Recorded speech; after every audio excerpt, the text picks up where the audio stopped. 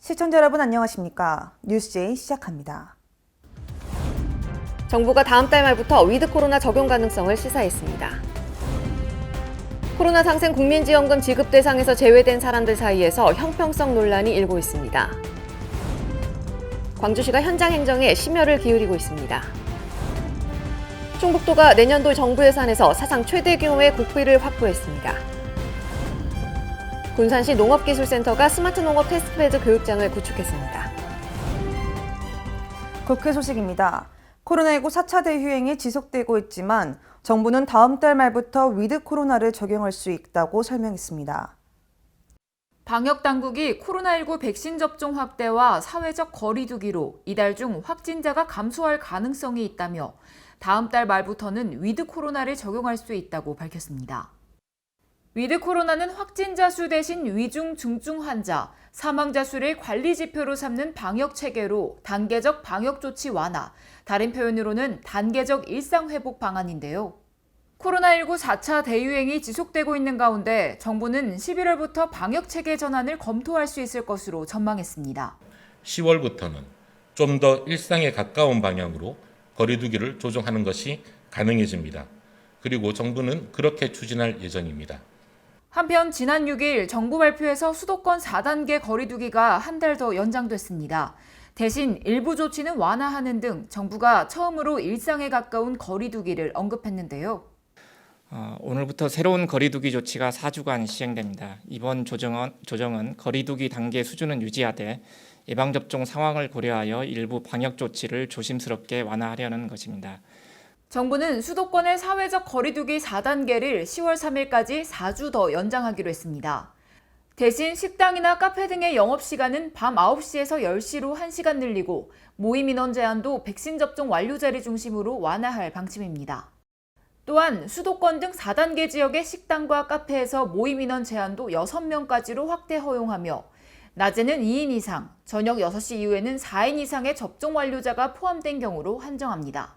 한편 지난 7일 정은경 질병관리청장은 일상생활이 가능한 정도로 코로나19 유행을 통제하고 방역 지침을 완화하는 이른바 위드 코로나 전환 시점을 10월 말로 예측한다고 밝혔습니다.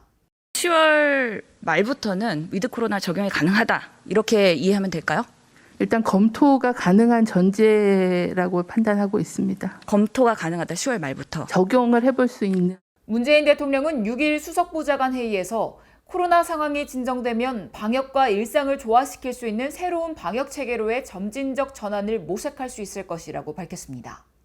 백신 접종률이 높아지는 만큼 코로나 상황이 진정되어 나가면 방역과 일상을 조화시킬 수 있는 새로운 방역 체계로의 점진적인 전환을 모색할 수 있을 것입니다. 마지막 고지를 바라보며 함께 힘을 내자는 말씀을 드립니다. 이처럼 정부는 오는 11월부터 단계적 일상회복 방안을 검토하고 있는데요. 이 시기는 현재 정부의 계획대로라면 전 국민이 신종 코로나 바이러스 감염증 2차 접종을 끝마칠 것으로 예상되는 시기입니다. 다만 계속해서 확진자 수는 크게 줄지 않고 있는 상황이므로 철저한 방역수칙 준수가 그 무엇보다도 중요한 때입니다. 전 국민 88%가 1인당 25만 원씩 받는 코로나 상생국민 지원금 신청이 진행되고 있는데요. 지급 대상에서 제외된 사람들 사이에서 형평성 논란이 제기되고 있습니다. 지난 6일 소득 하위 88%에게 1인당 25만 원씩 지급하는 5차 재난지원금 지급이 시작됐지만 지급 대상에서 탈락한 인원들의 불만이 터져나오고 있습니다. 지급이 시작된 6일, 각종 커뮤니티 게시판과 카페, SNS 등에 재난지원금 탈락이라는 제목의 게시물이 속속 게재됐습니다. 내가 소득이 없는데 소득이 있는 부모와 같이 산다는 이유로 제외될 수 있느냐고 억울해했고, 다른 이는 내가 88%에 들어가지 못할 정도로 잘 버는지 모르겠다며 씁쓸해했습니다. 또 건강보험료 1,000원 때문에 못 받아 억울하다는 사연도 올라왔습니다. 이 같은 차이는 자신의 연봉뿐 아닌 가구원 전체의 소득과 재산을 모두 고려하는 까다로운 지급 기준 때문이었습니다. 지급 대상에서 탈락한 이유는 5가지 체크포인트를 통해 확인할 수 있습니다. 첫 번째, 연봉이 같아도 다 지급받을 수 없습니다. 재난지원금의 구체적 기준은 가장 최근 소득 수준을 반영한 6월 건강보험료 본인부담금의 가구별 합산액으로 결정됩니다. 건강보험료는 연봉만 아닌 연봉 외 소득도 일부 반영됩니다. 건강보험료 지역가입자는 소득은 물론 토지, 건물, 선박, 자동차 등도 보험료 산정의 기준이 됩니다. 두 번째는 따로 살아도 피부양자를 확인해야 됩니다. 혼자 살고 있더라도 소득이 없다면 부모 지급 기준을 따르게 될 수도 있습니다. 소득이 없이 학업을 위해 따로 살고 있는 대학생의 경우 소득이 있는 부모와 함께 3인 가구로 묶여 부모 소득 및 재산이 3인 가구 기준을 넘으면서 지급 대상에서 제외됩니다. 세 번째는 가구 분리, 이사 시기 확인입니다. 국민지원금 선정 가구 원수는 6월 30일 주민등록 세대를 기준에 책정하게 되며 기준일 이후 분리는 이의 신청을 해도 바뀌지 않습니다. 네 번째는 재산 기준입니다. 건강보험료 기준을 충족해도 고액의 자산을 보유했다면 지원 대상에서 빠질 수 있습니다. 지난해 재산세, 과세 표준액 합계액이 9억 원, 종합소득 신고분 금융소득 합계액이 2천만 원을 초과하는 경우가 해당됩니다. 마지막은 코로나19 피해 자영업자입니다. 지역가입자인 자영업자의 경우 6월 건강보험료는 2019년 신고한 종합소득세를 기준으로 책정돼 있습니다. 지난해 코로나19로 줄어든 매출과 이로 인한 소득 감소가 건강보험료에 반영되지 않을 수 있기 때문에 이런 경우 이의 신청 시 지난 5월에 신고한 종합소득세를 바탕으로 건강보험료를 다시 산정합니다. 재난지원금 지급 탈락이 됐다면 5가지를 확인하고 국민신문고 홈페이지 등 읍면동 주민센터를 방문해 이의 신청을 할 수 있습니다. 이의 신청서를 작성하고 소득금액 증명 또는 사실증명 등 증빙 서류를 접수하는 방식이며 신청은 11월 12일까지 가능합니다. 결과는 국민신문고 홈페이지를 통해 확인할 수 있습니다.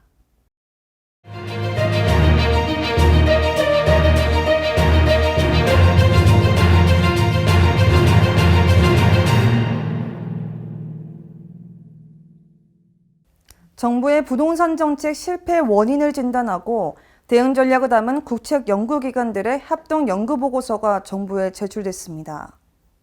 이에 대한 앵커 브리핑 시작합니다.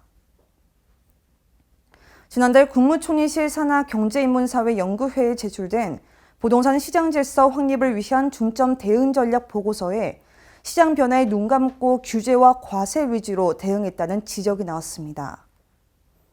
이에 대한 각 언론사별 의견 살펴보겠습니다. 먼저 A일보는 주택 정책 및 부동산 산업 조세 정책, 부동산 금융 정책, 부동산 형사 정책 등 크게 3가지 분야로 나눠 문제점을 조목조목 지적하면서 대응 전략 등을 제시했다고 설명했습니다. 이번 보고서는 규제와 조세를 최소화하는 등 부동산 거래가 활성화될 수 있도록 시장 개입을 최소화하는 것이 주된 정책 목표가 되어야 한다고 말했습니다. 끝으로 지금이라도 바로잡을 결정을 해야 한다며 늦었지만 근본적인 정책 전환에 나서야 할 때라고 토로했습니다. 계속해서 B일보 의견 살펴보겠습니다. B일보는 부동산 정책 혼선 또는 실패는 부동산 시장의 변화상을 간과한 채 종래의 규제 과세 중심 부동산관을 답습했기 때문이라고 꼬집었습니다. 이번 보고서에 따르면 일반론처럼 표현됐지만 현 정부의 부동산 정책을 겨냥한 것이 분명한 비판이 가득하다고 표했습니다. 이번 현황에 있어 대선 주자들의 현 정부의 부동산 실정을 타산지석으로 삼기를 바랄 뿐이라고 밝혔습니다. 다음으로 C일보 가보겠습니다. C일보는 정부의 부동산 정책 혼선과 실패는 시장의 변화상을 간과한 채 기존의 규제 과세 중심의 부동산관을 답습했기 때문이라는 총론적 지적은 정부가 새겨들어야 할 대목이라고 논했는데요. 이어 이번 보고서 지적처럼 정부는 보고서의 진단과 대안을 아프게 받아들여야 한다고 꼬집었습니다. 그리고 보고서가 지적한 점을 면밀히 검토해 이제라도 국민들의 신뢰를 회복할 수 있는 정책을 내놓아야 한다고 덧붙였습니다. 이처럼 이번 국책연구기관들의 합동연구보고서 내용에 대해 여러 해석이 나오고 있습니다.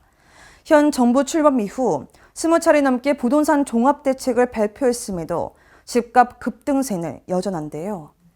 현 상황에서 국가는 부동산 시장의 안정을 위해 도모해야 할 것입니다. 이번 계기로 정부는 부동산 정책 전반의 문제점을 점검하고 실효성 높은 대책을 내놓는 전환점으로 삼기를 기대해봅니다. 수도권 소식입니다. 강북구가 코로나19로 어려움을 겪고 있는 소상공인을 돕기 위해 서울경제활력자금 신청 기간을 10월 29일까지 추가 연장합니다. 사업 지원 대상자는 집합금지와 영업제한 업종으로 지정돼 중소벤처기업부에서 지급하는 버팀목 자금 플러스를 수령한 소상공인인데요. 노래방, 실내체육시설, 유흥시설과 같이 집합금지가 연장된 업체는 150만 원, 학원이나 겨울 스포츠 시설을 비롯한 집합금지 완화 업체는 120만 원, 식당, 카페, 숙박, PC방 등 집합 제한 업체는 60만 원을 받을 수 있습니다. 신청은 서울경제활력자금 홈페이지에서 하면 됩니다. 지급 계좌가 변경되거나 개명 등의 사유로 온라인 접수가 어려울 경우 강북구청 일자리경제과를 방문해 현장 접수하면 됩니다. 마포구가 중학생 대상으로 홍익대학교와 함께 하반기 스마트 코딩 아카데미 프로그램을 운영합니다. 참가비는 전액 마포구가 지원합니다. 마포구와 홍익대학교가 함께 하반기 스마트 코딩 아카데미 프로그램을 운영합니다. 모집 기간은 9월 14일부터 9월 30일까지로 관내 중학생 대상 30명을 모집해 진행합니다. 합격자 발표는 10월 1일 오후 5시에 개별 문자 통보되며 신청 방법은 마포구청 누리집 교육강좌를 통해 양식을 제출하면 됩니다. 소프트웨어 기초 수업 및 기초반 내용을 응용해 창작 프로젝트 수업으로 진행되며 온라인 강의 시청과 프로젝트를 수행하며 수업이 운영됩니다. 교육기간은 10월 5일부터 12월 4일까지로 각 4시간씩 9주간의 수업으로 진행됩니다. 참가비는 전액 무료로 자세한 문의사항은 마포구 교육지원과로 문의 바랍니다. 광역시 소식입니다. 대전 산업단지를 첨단 디지털이 어우러진 혁신산단으로 전환하기 위한 사업이죠. 대전시가 대전산단 대개조 사업에 대한 본격적인 밑그림을 그리기 나섰습니다. 대전시가 대전산업단지 대개조 혁신계획 수립영역 착수보고회를 개최했으며 이날 보고회에 참석한 허태정 대전시장은 대전산단 현안과 발전 방향에 대한 다각적인 방안을 논의했습니다.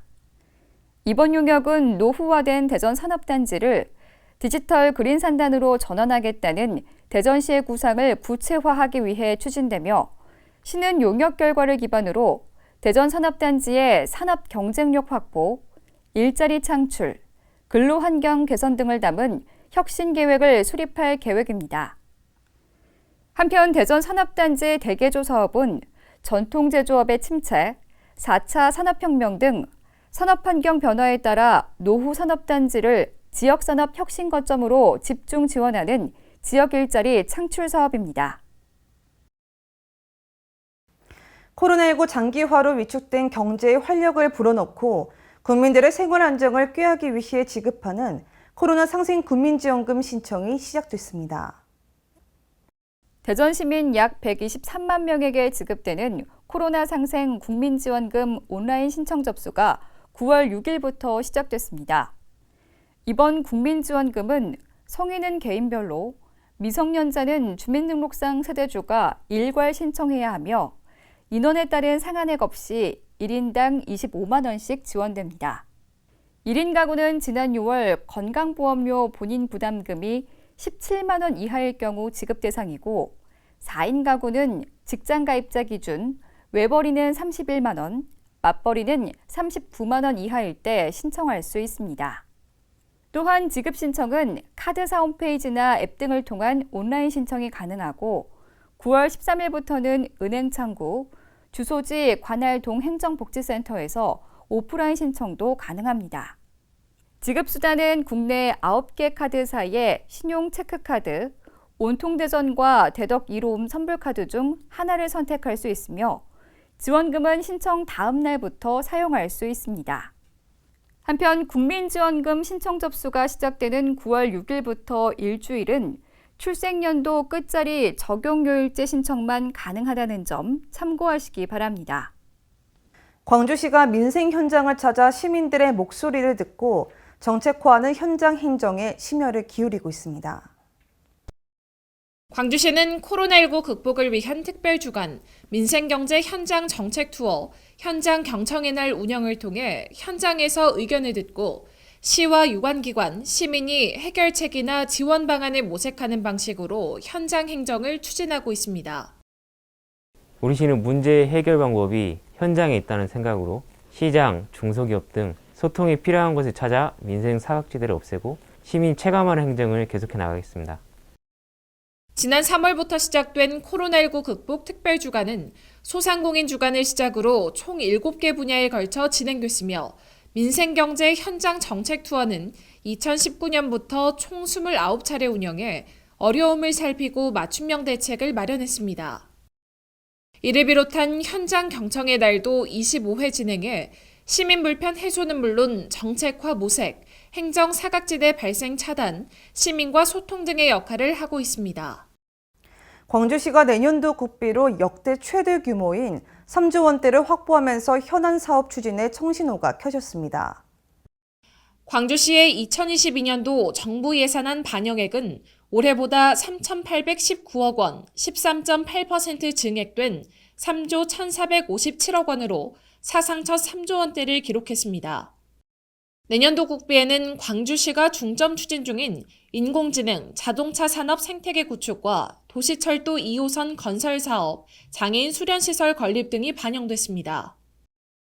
인공지능 중심도시 사업, 그게 이제 미래 성장 동력이기 때문에 저희 시에서도 역점적으로 추진했습니다. 그래서 금년도에도 연차별 소요인 667억 정도로 확보하게 됐습니다. 광주시는 그동안 국비 확보를 위해 청와대와 정부 부처 장관 등을 찾아 지역 현안 사업의 필요성을 강조했으며 앞으로도 정부 예산안에 미반영된 현안 사업비 확보를 위해 적극 나설 방침입니다. 강원도 소식입니다. 평창군 보건의료원에서 보건진료소의 혈압계 혈당 측정기 대여와 소모품 지원 사업을 이달부터 시작했습니다. 관내 15개 보건진료소에서는 혈압계 3대, 혈당 측정기 2대를 배정해 신청자에게 8주간 대여하고 1년에 1회 연장 가능합니다. 또한 혈당 스틱 등 소모품 지원의 경우에는 처방전이나 검진 결과서를 반드시 제출해야 합니다. 평창군은 고혈압 당뇨 관리 사업을 지속적으로 추진해왔으나 그동안 코로나19로 대면 관리가 어려웠던 점과 그에 따른 주민의 불편을 고려해 비대면 건강관리 사업과 연계해 보건진료소로 확대 운영합니다. 한국예술문화단체 총연합회 횡성지회가 창립 총회를 열고 정재영 문인협회 회장을 초대 지회장으로 선출했습니다. 창립총회에는 문인협회 횡성지부와 국악협회 횡성지부, 미술협회 횡성지부 등 3개 협회로 구성된 대의원 12명이 참여해 조직 및 운영에 관한 규정과 임원 선출, 사업계획서 등에 대해 의결했습니다. 초대 회장으로는 투표를 통해 정재영 문인협회 회장이 선출됐습니다. 횡성예총은 9월 초 한국예총회 최종 인준을 신청할 계획으로 2022년 1월 정기총회 및 초대 회장 취임식을 개최할 예정입니다. 충청도 소식입니다. 충북도가 내년도 정부 예산에서 도 예산 7조 원을 반영시키며 도정 사상 최대 규모의 국비를 확보했습니다. 도는 정부 예산 투자 방향에 맞춰 관련 사업을 발굴한 게 이 같은 성과를 거둔 것으로 분석했습니다. 충청북도가 도정 사상 최대 규모의 국비를 확보하며 7조 원 시대를 열었습니다. 2년 연속 정부 예산 6조 원 돌파에 이은 쾌거입니다. 2022년도 정부 예산안에 반영된 충북 예산은 총 7조 4,346억 원. 올해 확보한 정부 예산 6조 6,335억 원보다 12.1% 늘어난 규모입니다. 분야별 확보액은 복지 여성이 2조 1,241억 원으로 가장 많고 사회 간접자본 1조 6,380억 원입니다. 이외에도 산업경제 1조 4,453억 원, 농업산림 9,388억 원, 환경 6,020억 원이 편성됐습니다. 충청북도는 포스트 코로나 경제 회복과 탄소 중립, 산업혁신 등 정부의 예산 투자 방향에 맞춰 관련 사업을 발굴하고 대응에 이 같은 성과를 거둔 것이라고 분석했습니다.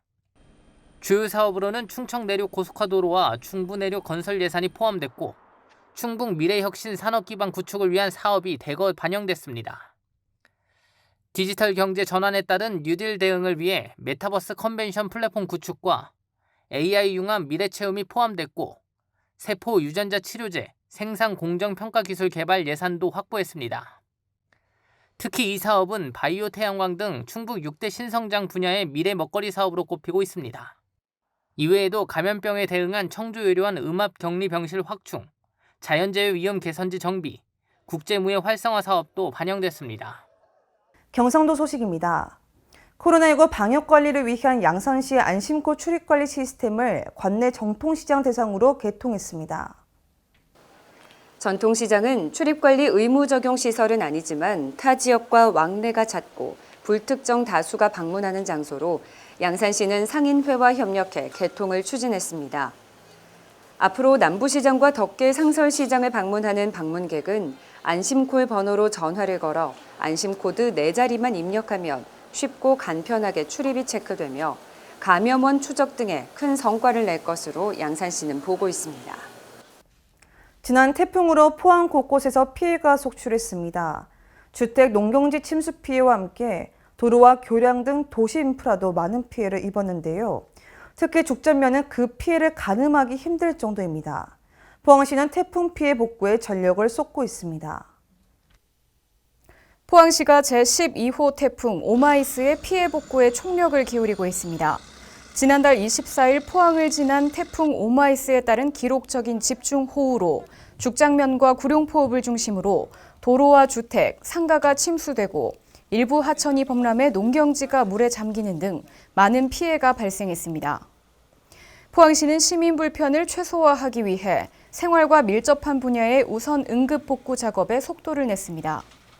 공무원과 군장병, 지역 자생봉사단체는 물론 타 지역 봉사단 지원까지 포함해 연인원 4천여 명의 도움의 손길이 꾸준히 이어졌습니다. 또 시는 장비 900대를 긴급 투입해 침수주택 청소와 배수로 복구, 쓰레기, 부유물 정리 등의 작업을 벌였습니다. 시는 완전한 피해 복구를 위해 계속 행정력을 총동원할 방침이며 가을 장마와 이후 태풍 등에 따른 추가 피해를 막기 위해 예방대책 수립에도 만전을 기하고 있습니다. 한편 포항시는 행정안전부에 크고 광범위한 폭우 피해를 입은 죽장면을 특별 재난지역으로 선포해 줄 것을 건의했습니다. 이에 행정안전부와 경상북도는 피해 합동조사반을 꾸리고 본격 조사를 진행하며 중앙부처 협의 및 심사를 거칠 예정입니다. 전라도 소식입니다. 여수시 관광 웹드라마 윤슬이 제7회 서울 웹페스트에서 베스트 촬영상 수상에 영예를 안았습니다. 여수시는 빼어난 영상미와 촬영 기법, 다양한 색채를 활용한 영상 제작 등을 인정받아 베스트 촬영 부문에서 우수한 평가를 받았습니다. 웹드라마 윤슬은 여수관광 유튜브 힐링여수에 공개돼 2달여 만에 조회수 60만 회를 기록하는 등 각계각층의 큰 관심을 받았습니다. 무주군이 천년기념물 얼음치를 방류하는 행사를 열었습니다. 무주군이 천연기념물인 얼음치를 방류하는 남대천 생명플러스 행사를 개최해 눈길을 끌었습니다. 이번 행사에서 황인홍 무주군수를 비롯한 다양한 관련 인사들이 참석해 얼음치 치어 1,000마리를 남대천에 방류했습니다. 황인홍 무주군수는 아이들이 참여 함께 즐기면서 생명의 존중함을 알아가는 귀한 행사라는 데 큰 의미를 두고 있다라며 남대천의 생태환경과 고유 어종인 얼음치 복원 그리고 어족 자원의 증대를 위해 노력하겠다라고 말했습니다. 한편 군은 남대천의 자연 생태환경이 복원될 수 있도록 철저한 감시와 함께 자연 친화적인 환경을 조성하기 위해 지속적으로 치어와 다슬기 등을 방류할 예정입니다. 지금까지 전북에서 이정환이었습니다. 군산시 농업기술센터가 스마트 농업 테스트베드 교육장을 구축했는데요. 자세한 내용 이정환 기자가 보도합니다. 군산시 농업기술센터가 미래농업으로 상징되는 스마트 농업 테스트베드 교육장을 구축합니다. 테스트베드 교육장은 농작물 최적 성장 환경에 필요한 빅데이터를 비롯한 첨단 기술 및 장비를 활용해 작물을 효율적으로 재배할 수 있도록 농민들에게 기술을 전수해주는 용도로 활용될 예정입니다. 군산시는 스마트 농업 전문 지도사를 육성해 현장 컨설팅과 오는 2023년 고도화를 통해 관내 스마트팜 농장과 연계 시스템을 구축, 원격 지원 서비스를 도입할 계획입니다.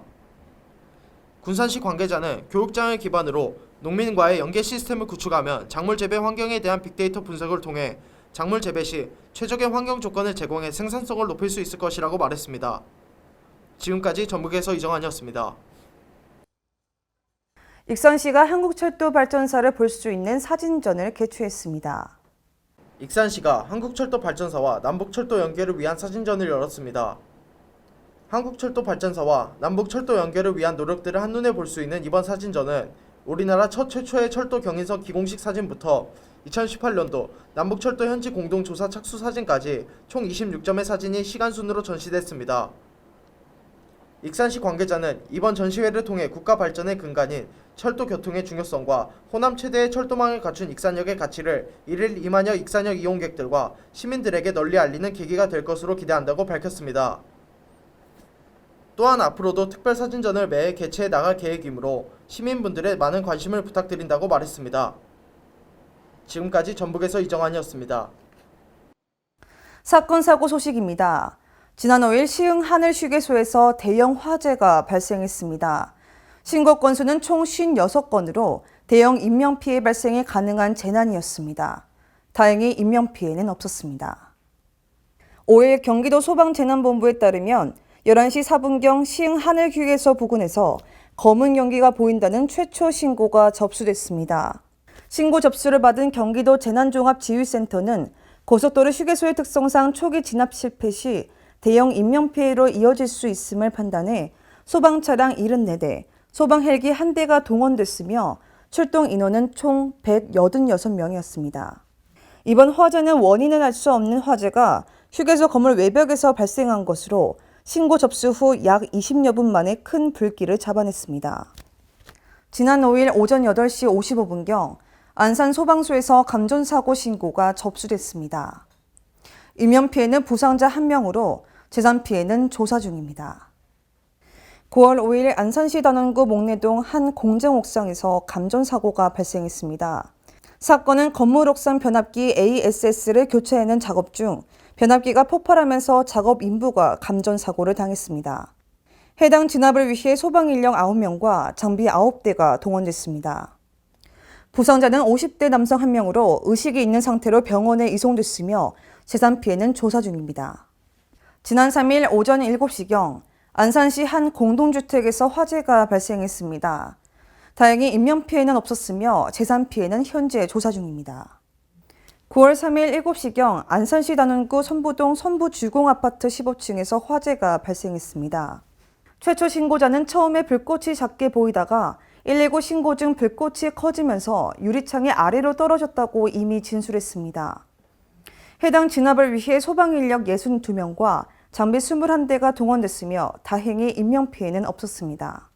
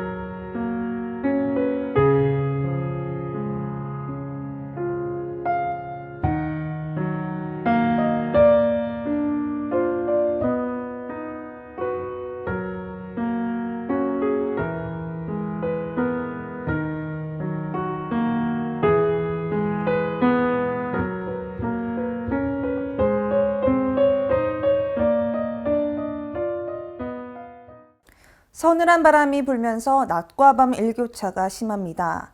환절기 독감과 코로나 모두 각별히 신경 쓰셔야겠습니다. 이상 뉴스 마칩니다. 시청해주신 여러분 고맙습니다.